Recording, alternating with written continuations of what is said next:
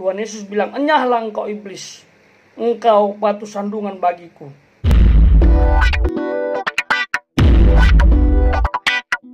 Iblis selalu punya cara untuk menjatuhkan hamba-hamba Tuhan dan anak-anak Tuhan.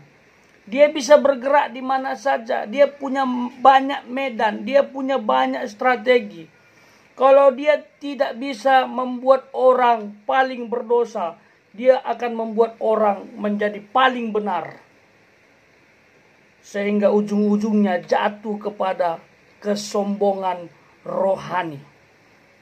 Paling benar di sini adalah merasa dirinya lebih rohani daripada yang lain. Lebih benar cara pandangnya, ya, lebih alkitabiah pengajarannya, sehingga yang lain salah.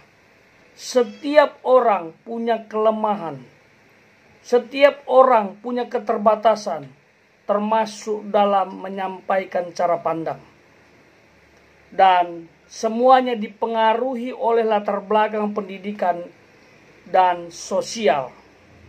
Jadi jangan main-main dengan iblis. Iblis nggak harus merasuki kita.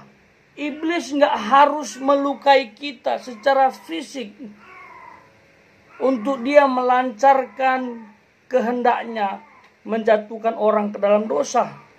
Kadang dia bergerak melalui pikiran kita. Dia pengaruhi pikiran kita. Ini alkitabiah loh. Tadi sudah disebutkan satu Yudas, pikirannya dipengaruhi. Ada satu lagi Petrus, masuk akal. Dan kita anggap wajar ya. Petrus berkata kepada Tuhan Yesus, "Guru, kalau bisa jangan engkau disalib." Tuhan Yesus bilang, "Enyahlah engkau iblis, engkau batu sandungan bagiku." Tuhan Yesus sudah sampaikan kepada para murid, anak manusia harus diserahkan. Tapi Petrus bilang, "Kalau bisa jangan engkau disalib."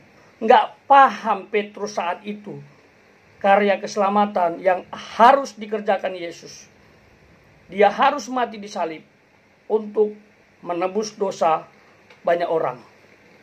Dan orang diselamatkan apabila percaya kepadanya. Itu dia. Jadi hati-hati, pikiran kita ini harus dijaga. Harus dikendalikan. Iblis selalu menyerang. Makanya kalau iblis menyerang dalam pikiran, melalui pikiran itu ngeri itu. Ya, ngeri itu. Orang bisa menjadi sombong. Orang bisa memandang siapapun menjadi rendah. Orang bisa menjadi pesimis terhadap masa depan. Pokoknya negatif lah kalau udah iblis kendalikan pikiran.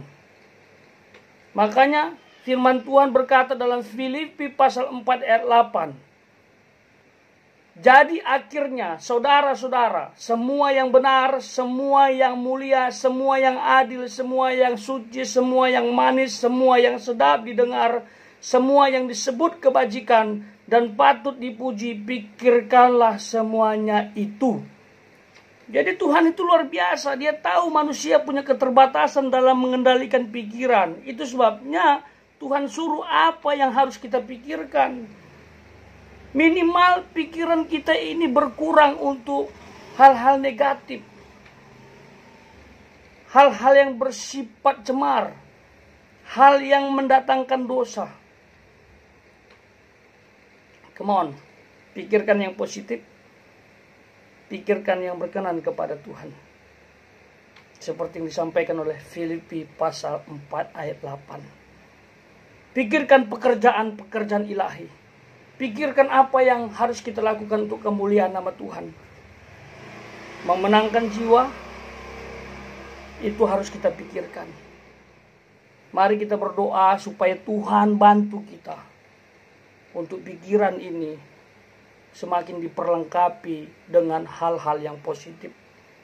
Salah satu cara untuk memperlengkapi pikiran kita adalah firman Tuhan. Renungkan firman Tuhan. Yakini bahwa firman itu bisa mengubahmu. Dan beritakan firman itu.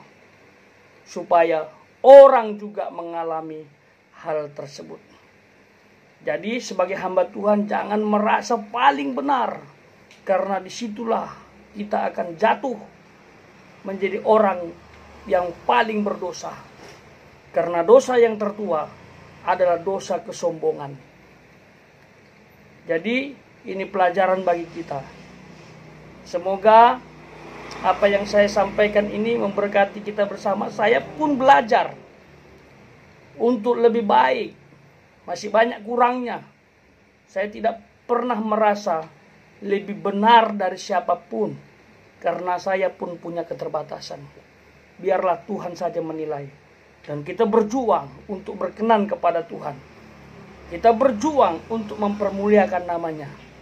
Dan terakhir, hati-hati dengan yang satu ini. Pikiran ini bisa membuat kita tidak percaya lagi kuasa Tuhan.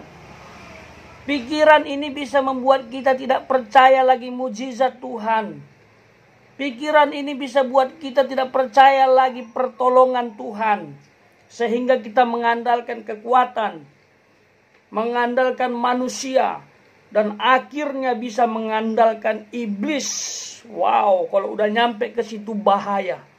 Kutuk akan mengikuti. Hidup kita akan penuh dengan masalah, musibah, dan kehancuran. Tapi kalau Tuhan yang kita andalkan, Dia akan memberkati kita. Walaupun ada masalah, pasti ada jalan keluar. Pasti ada kekuatan. Karena Tuhan menyertai dan memberkati setiap orang yang mengandalkannya.